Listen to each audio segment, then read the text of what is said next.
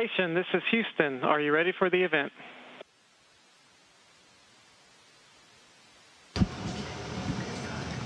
Houston, we're ready for the event. ISS program, please call the station for a voice check. ISS, Nicole and the rest of the Unity spacesuit gang here, comm check. Nicole, great to hear from you. We got you loud and clear. How about us? Got you loud and clear, and we are so excited to see you all together on the ISS with that stunning art spacesuit. Ginormous thanks to all of you for joining us for this global event today. And we have a lot of folks here in the Mission Control Center as well, some of our children from the hospitals here, some astronauts and cosmonauts you'll recognize. And also I wanted to point out a few very special supporters. We have Ian Sion, who is the artistic genius behind these suits. We have Gary Chilson from ILC Dover, who worked his spacesuit magic, I will say, along with the ILC team to create these wonderful pieces of art spacesuits. Kevin Long from MD Anderson. MD Anderson was there with us right from the beginning. Dr. Carlos Cardenas, who is the president of the Texas Medical Association. We are taking this wider and broader across the planet. Thank you for being here. We want to thank the Center Director's Office for supporting us. And I want to pass on a very special thanks to the ISS Program Office. We have Kenny Todd and Dylan Mathis down here with us.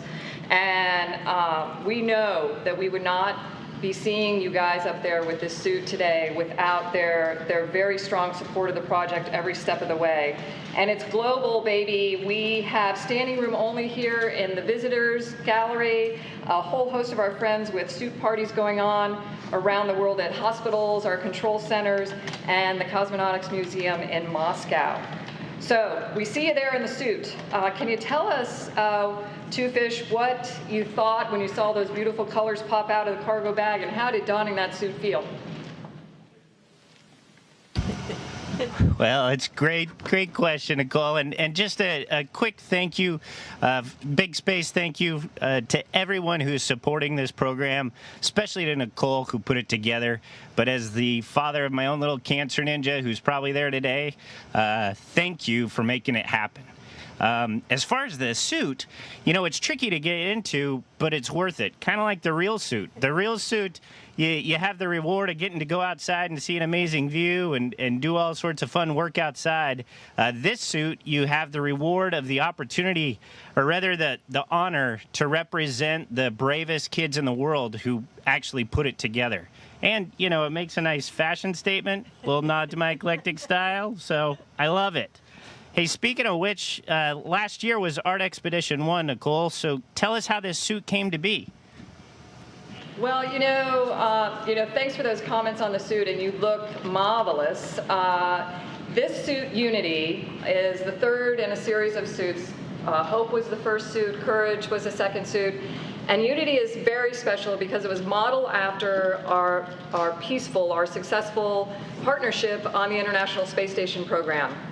Ian and I had the opportunity to travel around the world to our ISS partner headquarters cities and paint with children in the hospitals there, with our astronaut and cosmonaut friends. Fyodor was with us, and Yuri Gudzenko in Moscow. We had Luca Parmitano and Frank Davina in Cologne. We had Aki and Satoshi with us in Japan, and Jeremy and Dave Williams in Canada. And just amazing. We brought that artwork back to the US, and Gary and the ILC Dover team quilted it together to this beautiful suit we have here today, and we have gone global. And I just want to, this is part of what we do on station is improving life here on Earth. Unity came up on SpaceX 12. We're very thankful to our SpaceX 12 partners for that.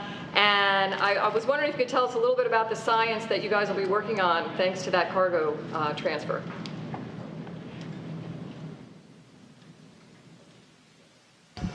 Well, we actually are very excited about the different research that's going on. Some of my favorite things involve the cell culture studies, we're looking at cardiac myocytes, which are the muscle cells in your heart, and cancer-seeking missiles. and probably one, as Jack mentioned, one of my favorite experiments has actually been looking at lung cancer cells, and we are trying a new method that the scientists on the ground developed and testing it out up here, where the antibodies that recognize the cancer cells have a drug attached to them, and they go out and try and specifically kill just the cancer cells, which would be helpful in chemotherapies on the ground as well. But because Jack's a fighter pilot, he named them cancer-seeking missiles, which I thought was really kind of cool name. Thanks, Peggy. And we love it because we know that everything that's going on off the Earth up there is helping us down here on the Earth. It's for the Earth. So thanks for that. We had a chance to see some of the video that you guys put together. We were playing it here, and it really has inspired some questions from the children in the hospitals around the world that helped us paint Unity. We have some of your fellow astronauts here to ask those questions on behalf of the children. And we are going to start with Aki Hoshida. Hey guys, great to see you up there. This is Aki Hoshide with JAXA. Our first question is for Randy, and it's on behalf of the children at St. Luke's International University Hospital and the Juntendo Hospital in Tokyo. So Randy, how does living in space change your perspective on life? Well, a previous astronaut very appropriately said that, the first day that you're in space, you're looking for your hometown.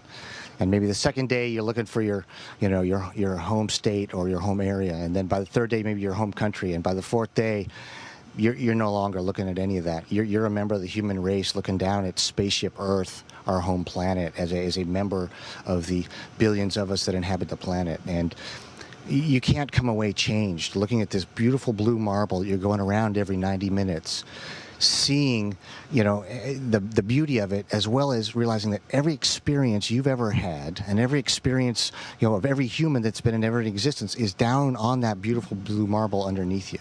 And you really come away, it's very humbling, it's very beautiful, and we work very hard to try and, convey that with everyone. But bigger than that perspective was perspective for me the day that I found out my mother had cancer. And watching her battle cancer for 10 years, knowing the courage that it takes, all the little cancer fighters that are out there that are part of this project, it's just amazing. Every kid that painted on this suit and every kid that they represent are real heroes. And also the courage that it takes for the families. Know that our hearts and prayers are with you, knowing that you're taking care of your little ones as they go through this. And as excited as we are about seeing human beings make history by stepping on another planet, all of us would much rather see us make cancer history before that happens. Randy, those are just amazing words. You did a terrific job at conveying your perspective from space and how it applies to our fight here on the planet. And this is Jeremy Hansen speaking now with the Canadian Space Agency. And I get the honor of asking a question on behalf of the children in Canada at South Lake Regional Health Centre in Toronto and the Montreal Children's Hospital. And Two Fish, Loic has a question for you. Loic's a young boy who helped us paint the Unity flight suit last year in Montreal. And his question is, what effect does no gravity have on astronauts? And do you get disorientated? Now tell us the truth. Well, first off, that's a cool name, Loic. That is awesome. And yes, you get a little disoriented.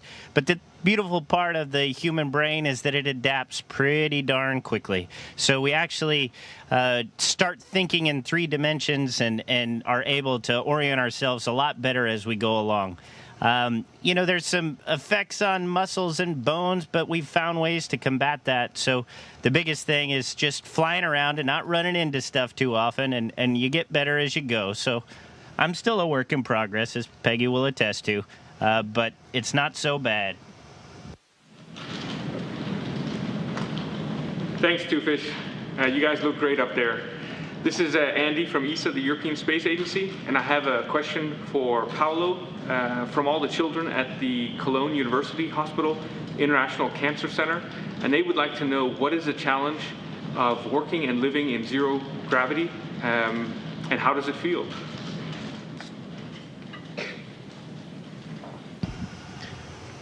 Thank you, Andy. Thank you for the question. It's really interesting because, of course, there are a lot of challenges here. I am an engineer, and I'm exposed here doing things that are not part of my background. We get trained, we get all the help possible, but still it's a little bit challenging sometimes when you don't fully understand what you're doing. You're just repeating things. But actually, from a physical point of view, I would say that this situation of microgravity, it's very unusual.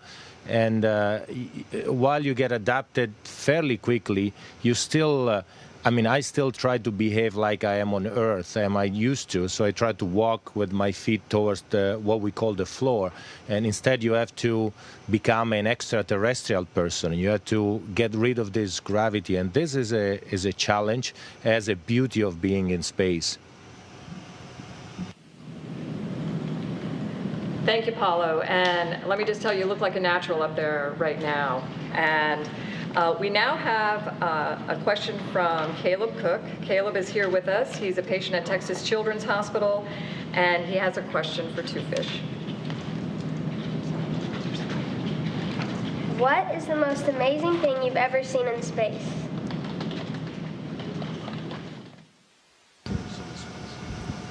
Boy, that's a great question, buddy. And I've seen so many things up here. Almost everything is really cool, from your food to the experiments. The aurora's awesome. Looking out into the stars is amazing. But I think it's more a feeling of all of those things together, and feeling like we as a team are getting to work together and make a difference on the Earth. That is the most special thing that I've experienced up here. As far as what I've seen, pretty much everything is incredible, so I can't narrow it down to just one. Well, I'm going to change that answer. This suit, coolest thing I've seen in space, period.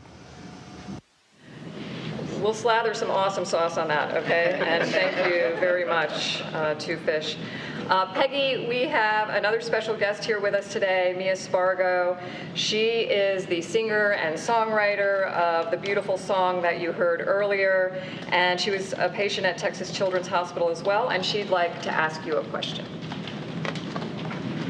So we've heard of the bottles being put out to sea with a message. Well, since you're in space, I think you are closer to God. I was wondering if you could please write down my message on a piece of paper and release it into outer space. Dear God, please help us cure cancer for all the kids on the planet. Well, you know, I really loved your song. It was quite beautiful, and the words are very inspiring. And we don't have bottles up here, but we can launch satellites, and maybe we'll put your message in a satellite. Thank you, Peggy, and we cannot wait to see that launching out from the airlock behind you there, or off the end of the robotic arm. That will be such a special moment, and I know Mia is very thankful. All of us here are very thankful for that. And Jack, crew, we'd like to tell you a little bit about what's going on with the art spacesuit next. We have the Exploration art spacesuit that's being painted in parallel with this activity today all around the world by children all around the world.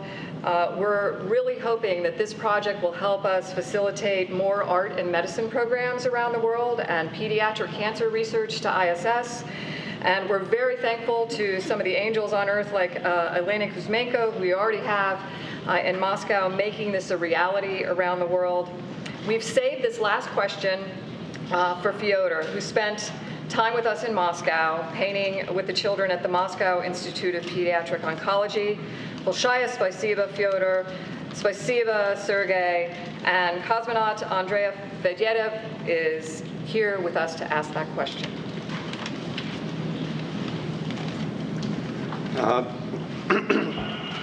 Доброго времени суток всем космонавтам и астронавтам, которые сейчас находятся на орбите. Федор Николаевич, для меня выпала большая честь передать вам вопрос от мальчика Саши Скрипник, с которым вы рисовали в Музее космонавтики в Москве. Он спрашивает, как красиво ли вообще в космосе и какие традиции есть у космонавтов и астронавтов на станции.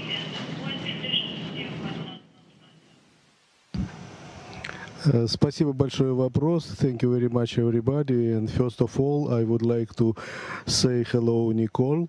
Nicole, thank you very much. You invite me in this program. I told you then hope should be in space. It's in space now. Now my answer for this question.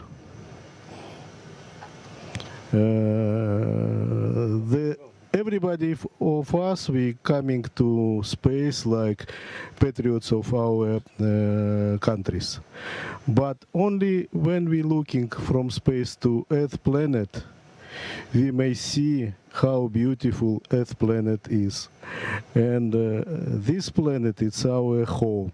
For what reason everybody for our expedition, look here, it's American, Italian, Russians, and International Space Station. It's really International Space Station. We are here, and here is our small home. Earth planet is our big home. And for us, very terrible, then sometimes the child has this problem. For what reason? Jack, me, everybody of us, we working with child. And for this very beautiful planet, for very beautiful child, we have some toys. Jack, maybe you show these toys and continue my answer. You should say in Russian, though. I was expecting in Russian. And in Russian, I should repeat just a little in Russian. Спасибо большое за этот вопрос, дорогие ребята. Каждый из нас с удовольствием участвует, во-первых, в этих программах. Мы с удовольствием посещаем, и с тяжким ощущением на сердце тоже посещаем различные больницы и клиники. И вместе с тем хочется сказать, что надежда — это самое главное, что есть у нас в жизни. А надежда — это наша планета Земля. Каждый из нас, прилетая сюда, является патриотом своей страны. Но глядя на эту красоту, о которой впервые сказал Юрий Алексеевич Гагарин, насколько она красивая и хрупкая, мы можем сказать, что наш дом — это наша Земля. Это самое красивое, самое прекрасное, что есть на свете. Мы посвятим себя тому, чтобы она досталась вам еще краше, еще лучше. And we're hoping to do everything we can to preserve it for you so that it could only become more beautiful and less fragile. Once again, thank you so much for inviting us. And we are so happy that you have been part of this project. We're so happy to see the whole crew there with us sharing in this. Mia wanted to share some of her wonderful Russian language skills with you, so very quickly. Привет, Андрей.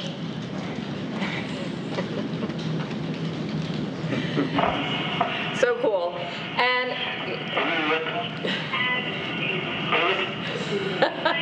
wonderful. So ginormous thanks to all of you on the awesome Expedition 52 crew. We are going to close this out now. We even did this in the 20 minutes. Awesomeness. But as a special closing, I am passing over to one more special guest. Bethany would like to say a few words. Oh, where are you? Right here.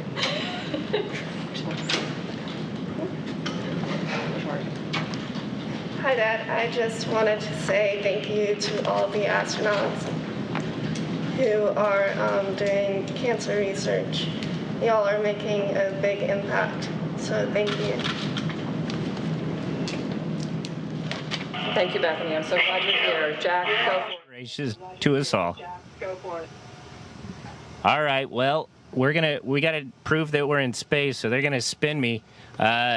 Just another big thanks to all of you for putting this together, and to all the people at the hospitals, like Dr. Lai, Dr. Wagasback, who saved my cancer ninja, and who continue to keep the fight going for all these wonderful, brave, and amazing kids. And you can see all of us are here all 6 of us are here because this is so important to all of us. And thanks again for putting this together, Nicole. Thanks to Houston for making it happen. Thank you. We love you guys.